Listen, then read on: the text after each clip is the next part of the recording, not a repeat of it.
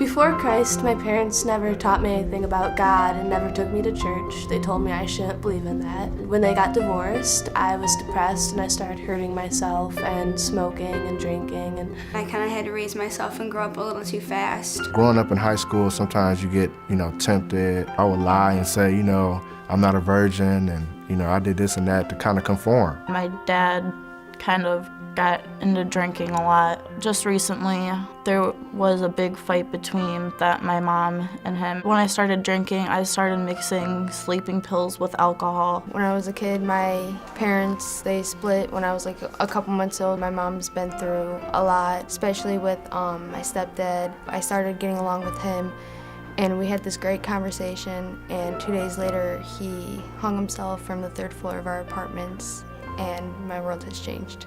Then I met this kid, James. He just brought me down so much. He told me if I wasn't gonna run away with him, he was going to hurt me and my family. I've never been able to open up to somebody. I don't trust people. I didn't know who God was. I got really depressed.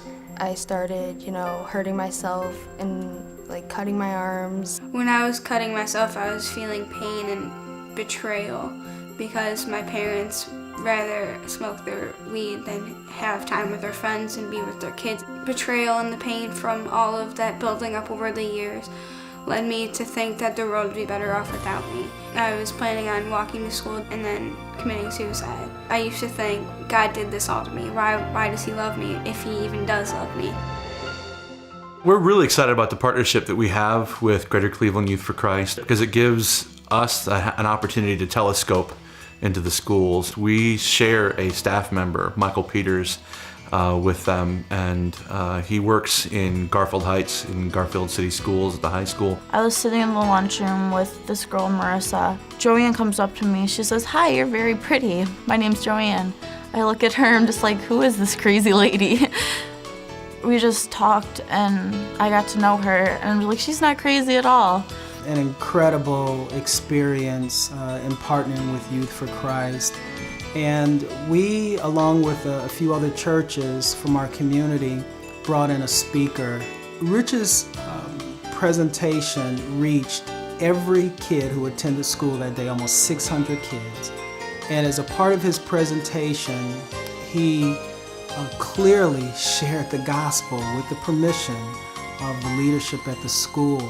And Reggie Dabb spoke. He was talking about how his life was hard. It made me realize that mine wasn't so bad compared to his. I had also been at the Reggie Dabb's after-school assembly program, and when I found out everything that she had been through and everything that was going on at home, I could totally tell that God was working in her life. Reggie would talk about how God helped him and how Jesus saved him, and I decided to go since I needed help, and I knew I needed help.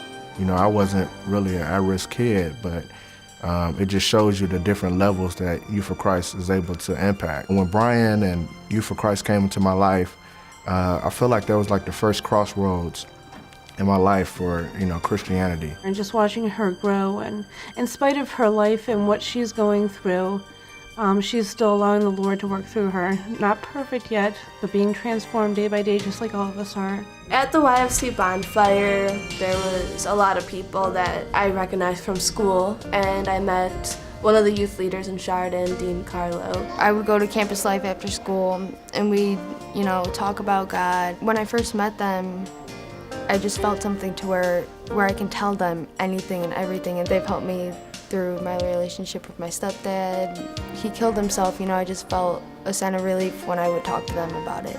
She started taking me to campus life with her. I found it so much fun, and I'm just like, wow, this is what it's like to bring Christ into your life. Since I met Christ and he's come into my heart, I don't have the urge to go get high, go get drunk. We prayed and I let God into my heart. Katie has helped me connect to the NET, which is a youth group that they have every Thursday that is 8 different churches. My mom's not religious. I kind of realized I stopped getting into trouble once I started going to youth group, and that she could trust me when I go into youth group and hanging out with Dean and all my friends from the youth group. Right now, I feel like God is calling me to be involved with Youth for Christ. After I met Joanne, I told him I can't be with him. I told him, no, I can't live life like this anymore. She's a really talented young lady, and she's gone through so much, and we have seen the transformation. I even think about picking her up for church Sunday morning. She'd come out in her pajamas and sit with us. And you know, we were teaching her this year how to go out and do some evangelism. My mother decided I should bring God into my life just like my child is. We have been going to church on Sunday mornings, and it's just been something special me and her have been doing every morning. They introduced me to Pastor Bob, and I've been going to his church, which helped me open up to God. I really thank God for Youth for Christ because it's really changed my life and given me the courage to change other people's life and bring them closer to God.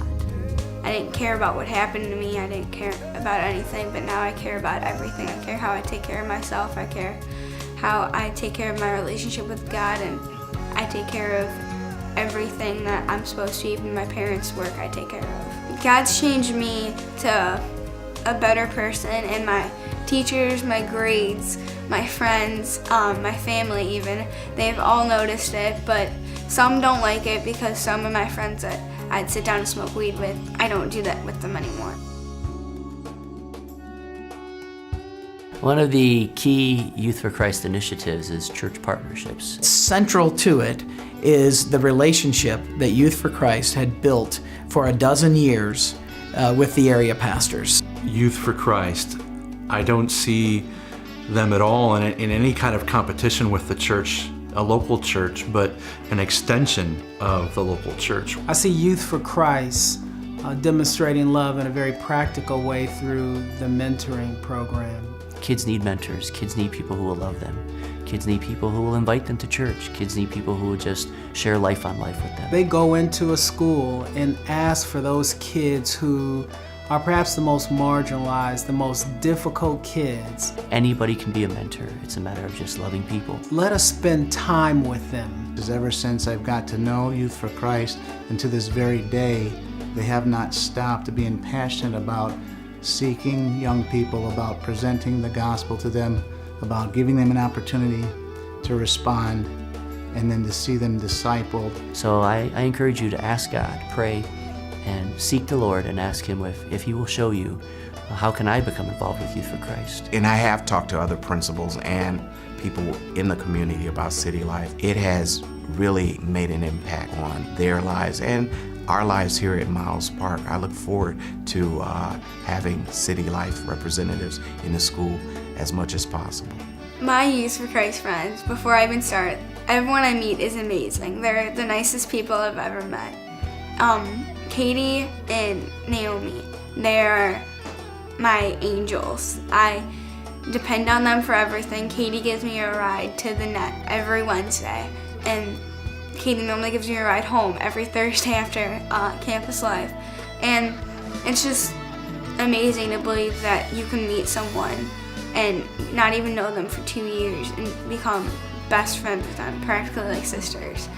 And I depend on them completely. I've seen Bailey as a leader. At Campus Life, she often, when I'm teaching, she'll stop and say, oh, can I say something about this? And she'll add in, and she'll be able to bring things that she knows that her peers and that the other students are going through.